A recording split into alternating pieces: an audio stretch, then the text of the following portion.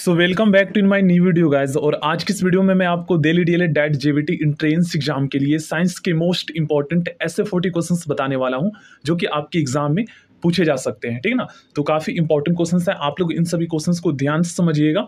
और ये सभी 10th लेवल के क्वेश्चंस ही है जो कि अदर कॉम्पिटेटिव एग्जाम में भी पूछे गए हैं। इससे आप लोग और भी समझ सकते हैं कि कितना ज़्यादा ये इंपॉर्टेंट क्वेश्चंस है। तो चलिए दोस्तों स्टार्ट करते हैं। क्वेश्चन नंबर 1, प्रकाश लाइट छोटे छोटे कणों से मिलकर बना है जिसे हम दोस्तों क्या कहते हैं। तो प्रकाश जो लाइट जो होते हैं ना, ये जो छोटे छोटे कणों से मिलकर बने होते हैं उसे हम फोटोन कहते हैं। ठीक है ना, इंग्लिश में। प्रकाश तरंग लाइट वेव किस प्रकार की वेव है? तो इसे हम दोस्तों अनुप्रस्थ तरंगे कहते हैं, ट्रांसवर्स वेव कहते हैं इंग्लिश में। प्रकाश का तरंग मतलब लाइट की जो वेव है, इसका सिद्धांत किसके द्वारा प्रस्तावित किया गया था? तो इसका राइट आंसर होगा हाइगेंस के द्वारा। निम्नलिखित में से कौन सी परिघटना, ठीक है, इसको आप परिघटना कर लीजिएगा, यह निर्णय लेने में सहायक होती है कि प्रकाश एक अनुप्रस्थ तरंग है, ट्रांसवर्स वेव है? तो इसका राइट आंसर होगा ध्रुवीकरण, जिसे हम इंग्लिश में पोलराइजेशन कहते हैं। ठीक है ना। नेक्स्ट क्वेश्चन में पूछा गया है, प्रकाश के विद्युत चुंबकीय स्वरूप की खोज किसने की? देखिए, इसे हम इंग्लिश में इलेक्ट्रोमैग्नेटिक थ्योरी ऑफ लाइट कह सकते हैं। मतलब प्रकाश के विद्युत चुंबकीय स्वरूप को हम इंग्लिश में इलेक्ट्रोमैग्नेटिक थ्योरी ऑफ लाइट कह सकते हैं। इसकी खोज दोस्तों मैक्सवेल ने की थी। बहुत ही ज़्यादा इंपॉर्टेंट क्वेश्चन है और ये आपकी क्लास 10th से ही पूछा गया है। किसने सर्वप्रथम सबसे पहले यह दिखलाया कि प्रकाश तरंगों का विवर्तन होता है?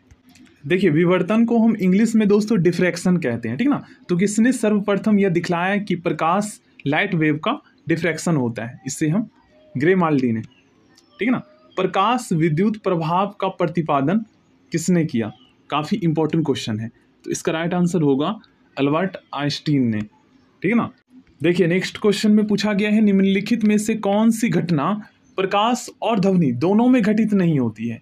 तो इसका राइट आंसर होगा ध्रुवन, जिसे हम इंग्लिश में पोलराइजेशन कहते हैं। नेक्स्ट क्वेश्चन है, किसी अवरोध की कोर से प्रकाश का मुड़ना क्या कहलाता है?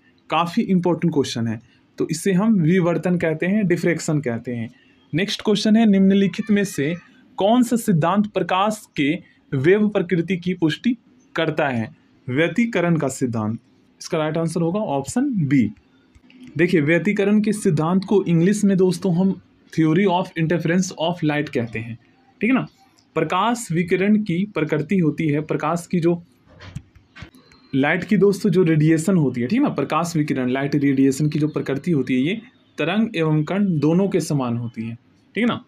चलिए नेक्स्ट क्वेश्चन करते हैं। प्रकाश के चिकने पृष्ठ से टकराकर वापस लौटने की घटना को हम क्या कहते हैं? तो इसे हम दोस्तों प्रकाश का परावर्तन कहते हैं, परावर्तन कहते हैं। ठीक ना। रिफ्लेक्शन ऑफ लाइट कहते हैं इंग्लिश में। काफ़ी इंपॉर्टेंट क्वेश्चन है, ये क्लास 10 से पूछा गया है। प्रकाश में पोलराइजेशन की घटना से यह सिद्ध होता है कि प्रकाश तरंगे लाइट वेव्स किस प्रकार की तरंगे होती है। तो इससे रिलेटेड अभी हमने क्वेश्चन किया है, अनुप्रस्थ ट्रांसवर्स वेव होते हैं ये। ठीक ना। नेक्स्ट क्वेश्चन है, सूर्य लगभग 4 × 10⁻26 जूल प्रति सेकंड की दर से ऊर्जा दे रहा है। ठीक ना। सूर्य से इतनी ऊर्जा निकलने से उसका द्रव्यमान किस दर से कम हो रहा है? तो इसका राइट आंसर होगा 4 × 10⁹ kg सेकेंड -1। ठीक है ना। या फिर हम दोस्तों इसे इस तरीके से भी पढ़ सकते हैं, प्रति सेकंड। ठीक ना। 4 × 10⁹ kg प्रति सेकंड। नेक्स्ट क्वेश्चन करते हैं, प्रकाश का वेग, जो प्रकाश की जो स्पीड होती है, सर्वप्रथम किसने ज्ञात किया, किसने फाइंड किया? ठीक ना। या फिर हम कह सकते हैं इसकी खोज किसने की? तो इसकी खोज रोमर ने की थी। नेक्स्ट क्वेश्चन है, प्रकाश का वेग किसमें अधिकतम होता है? ठीक है। इन सभी माध्यम में आपको बताना है सबसे ज़्यादा स्पीड जो होती है, प्रकाश का जो स्पीड होता है, ये दोस्तों निर्वात में होता है। ठीक ना, जहाँ पर खाली हो, कुछ भी ना हो। नेक्स्ट क्वेश्चन है, माध्यम के तापमान में वृद्धि के साथ प्रकाश की गति बढ़ती है। जैसे ये सभी माध्यम है, तो इनमें दोस्तों अगर तापमान में वृद्धि होती है तो प्रकाश की जो स्पीड होती है लाइट की, ये बढ़ती है या घटती है, ये आपको बताना है।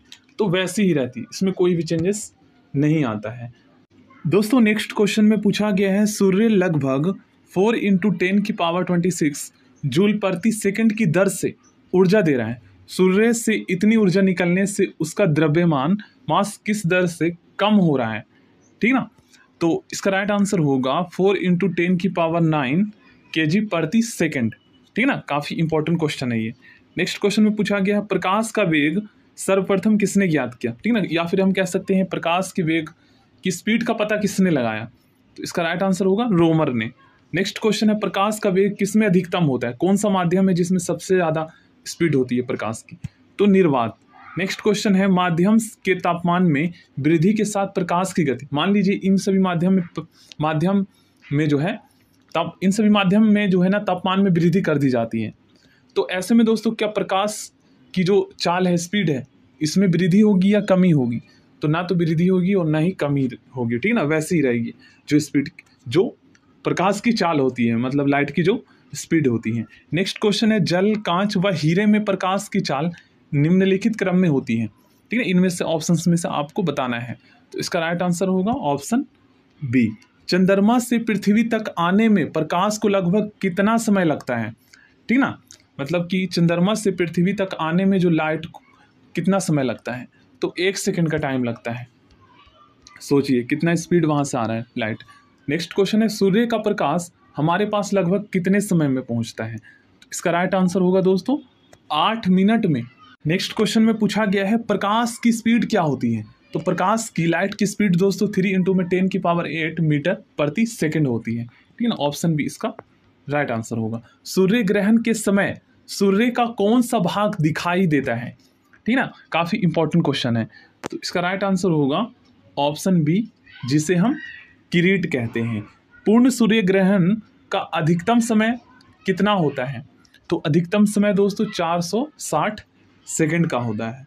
सूर्य ग्रहण तब होता है जब चंद्रमा दोस्तों सूर्य और पृथ्वी के बीच में आ जाती है, ठीक ना। सूर्य ग्रहण तब होता है जब चंद्रमा जो है ना ये दोस्तों सूर्य और पृथ्वी के बीच में आ जाता है, हम ये कह सकते हैं, या फिर हम कह सकते हैं सूर्य के बीच में आ जाता है। नेक्स्ट क्वेश्चन है चंद्र ग्रहण कब होता है, तो चंद्र ग्रहण यहाँ पर जो है पूर्णिमा के दिन होता है, ऑप्शन बी इसका राइट आंसर होगा। सूर्य ग्रहण कब होता है, देखिए सूर्य ग्रहण जो होता है ये दोस्तों अमावस्या के दिन होता है। नेक्स्ट क्वेश्चन है एक काटा हुआ हीरा क्यों जगमगाता है, ठीक ना, क्यों लाइट देता है, तो इसके पीछे का रीजन है पूर्ण आंतरिक परावर्तन के कारण। पूर्ण आंतरिक परावर्तन को दोस्तों हम इंग्लिश में टोटल इंटरनल रिफ्लेक्शन कहते हैं। देखिए नेक्स्ट क्वेश्चन में पूछा गया है पानी से भरे किसी बर्तन में पड़ा एक सिक्का किस कारण थोड़ा उठा हुआ प्रतीत होता है, इसके पीछे का रीजन है दोस्तों प्रकाश के अपवर्तन के कारण, रिफ्रैक्शन ऑफ लाइट, ठीक ना। नेक्स्ट क्वेश्चन है पानी में लटकाकर बैठे हुए एक व्यक्ति को उसका पैर थोड़ा मुड़ा हुआ और छोटा दिखाई पड़ता है, इसके पीछे का रीजन क्या है, काफ़ी इंपॉर्टेंट क्वेश्चन है और ये आपकी क्लास 10 से पूछा गया है, तो इसका रीजन है दोस्तों अपवर्तन के कारण, ठीक ना, रिफ्रैक्शन ऑफ लाइट ये हम कह सकते हैं। जब एक कॉम्पैक्ट डिस्क सूर्य के प्रकाश में देखी जाती है तो इंद्रधनुष के समान रंग दिखाई देते हैं, इसकी व्याख्या की जा सकती है, ठीक ना, इसके कौन से स्टेटमेंट सही है ये आपको बताना है। तो रीजन क्या है, परावर्तन एवं विवर्तन की परिघटना के आधार पर जो है इसकी व्याख्या की जा सकती है। देखिए नेक्स्ट क्वेश्चन में पूछा गया है जल के अंदर पड़ी हुई मछली किस कारण से अपनी वास्तविक गहराई से कुछ ऊपर उठी हुई दिखाई देती है, तो इसका रीजन है दोस्तों प्रकाश के अपवर्तन के कारण, ठीक ना, वही रीजन है प्रकाश के अपवर्तन, refraction of light. Next question में पूछा गया है जल के अंदर मौजूद व्यक्ति को किस कारण जल की सतह से ऊपर की वस्तु अपनी वास्तविक स्थिति से अपेक्षाकृत अधिक ऊंचाई पर प्रतीत होता है, इसका भी रीजन वही है प्रकाश के अपवर्तन, रिफ्रैक्शन ऑफ लाइट, ठीक ना। अपवर्तन को हम रिफ्रैक्शन कहते हैं और परावर्तन को रिफ्लेक्शन कहते हैं। नेक्स्ट क्वेश्चन पूछा गया है पानी में डूबी हुई लकड़ी मुड़ी हुई दिखाई देती है, निम्नलिखित कारण से ऐसा प्रतिभासित होता है, कौन सा कारण है इनमें से आपको बताना है, तो सेम वही रीजन है प्रकाश का अपवर्तन, रिफ्रैक्शन ऑफ लाइट, और प्रकाश का परावर्तन को हम रिफ्लेक्शन ऑफ लाइट कहते हैं और प्रकाश का विवर्तन को इंग्लिश में डिफ्रैक्शन ऑफ लाइट कहते हैं। नेक्स्ट क्वेश्चन में पूछा गया है जब प्रकाश की किरण विरल माध्यम से सघन माध्यम में जाती है तो वह दोस्तों अभिलंब की ओर झुक जाती है।